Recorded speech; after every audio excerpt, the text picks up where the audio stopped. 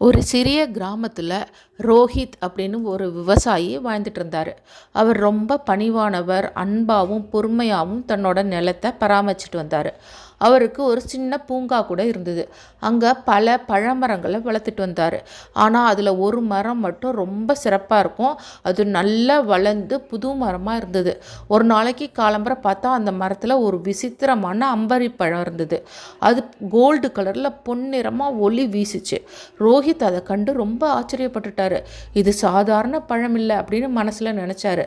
அன்னைக்கு அந்த பழத்தை எடுத்துகிட்டு போய் சந்தையில் கொண்டு போனார். அந்த பொன் பழத்துக்கு மக்கள் அதிக விலை கொடுத்து வாங்க தயாராக இருந்தாங்க. அதுக்கப்புறம் அந்த மரம் ஒவ்வொரு நாளும் ஒரு புதுசாக ஒரு பொன் பழத்தை கொடுத்தது. ரோஹித் பெயர் அந்த கிராமம் முழுக்க பரவிச்சு. பணம் அவர்கிட்ட ரொம்ப குவிய ஆரம்பிச்சுது.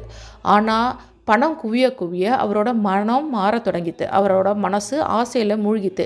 இந்த மரம் என்ன டெய்லி ஒரே ஒரு பழம் தான் கொடுக்குது, ஒரு நாளைக்கு 2-3 கொடுத்தா என்ன அப்படின்னு அந்த மரத்துக்கிட்ட போய் கடுப்படிச்சார், சீறினார், அந்த மரத்தை கட்டாயப்படுத்தினார்.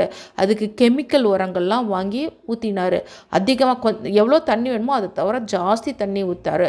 இந்த மாதிரி அவரை இயற்கைக்கு மாற அது மரத்தோட வளர்ச்சியை ரொம்ப குழப்ப ஆரம்பித்தார். ஒரு நாளைக்கு காலம்பரை ரோஹித் போய் மரத்துக்கிட்ட போய் பார்த்தா மரம் ரொம்ப சோர்ந்து போயிடுச்சு. பழமே கொடுக்கல. அன்றைக்கி கோல்டு பழமே இல்லை, வெறும் நார்மல் பழங்களாமல் கீழே கொட்டி கிடந்துச்சு. இலையெல்லாம் வாடி இருந்தது.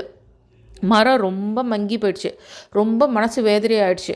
அப்படியே ரொம்ப சோகமாக இருக்கும்போது அங்கே ஒரு முதியவர் அவர்கிட்ட சொன்னாங்க, இயற்கையோடு ஒத்துழைச்சு நடந்து கொள்கிறவன் தான் அதோட உண்மையான பரிசை பெறுவான்.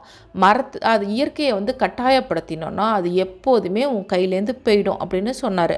உடனே ரோஹித் அப்போ தான் தன்னோட தப்பை உணர்ந்தார். மீண்டும் மரத்தோட அன்போடு பராமரிக்க ஆரம்பித்தார். எவ்வளோ தண்ணி ஊற்றணுமோ அவ்வளோ தான் ஊட்டினார். இயற்கையான உரங்கள் போட்டார். அன்பாக அதுக்கிட்ட பேசிகிட்டு இருந்தார். இதெல்லாம் செஞ்சார். மரத்தோட பேசி பாடி இந்த மாதிரிலாம் செலவு பண்ணார் நேரத்தை. கொஞ்சம் மாதம் போச்சு. அந்த மரத்தில் திரும்ப பழையபடி சின்ன சின்ன மொட்டுகள்லாம் தோன்ற ஆரம்பிச்சுது. ஒரு நாளைக்கு அது ஒரு அழகான பொன் அம்பரி பழத்தை மரத்தில் காய்ச்சுது. அது பழசை விட ரொம்ப அழகாக இருந்தது. ரோஹித் அதை விற்கவே இல்லை. அதை ஊர் மக்கள் எல்லாரோடையும் பகிர்ந்து உண்டார். இதுலேருந்து என்ன தெரியுதுன்னா, பரிசுகளை நம்ம விரும்புகிறோன்னா அது தரும் இயற்கையை முதல்ல மதிக்கணும். அன்பும் பொறுமையும் இருந்தால் தான் அது நமக்கானதாக திகழும். ஓகேவா?